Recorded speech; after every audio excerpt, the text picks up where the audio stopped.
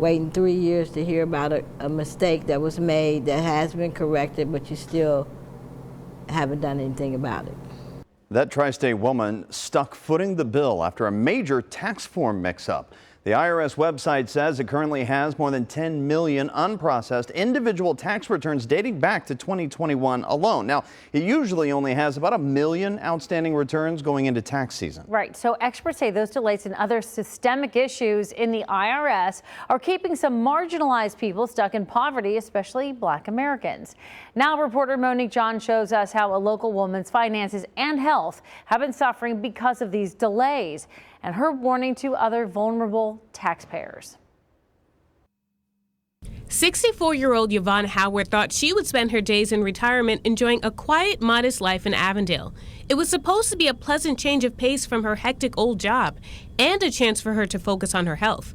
However, the IRS had other plans. I was actually panicking. I'm thinking that they're going to take everything that I have. That's because she got stuck with the tax bill for her employer by mistake. CMHA, the funder of her old employer, wrongfully put Howard's name down on the organization's 1099. I understand everybody makes a mistake, but to me that was a huge mistake.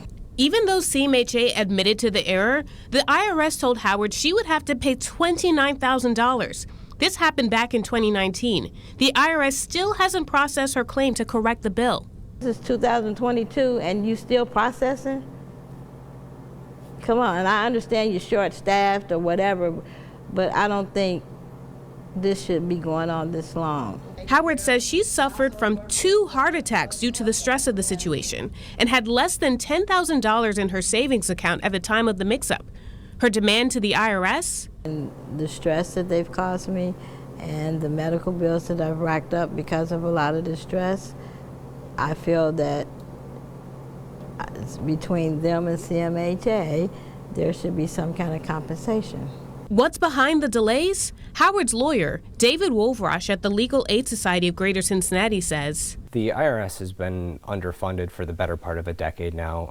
They have consistently used outdated technology.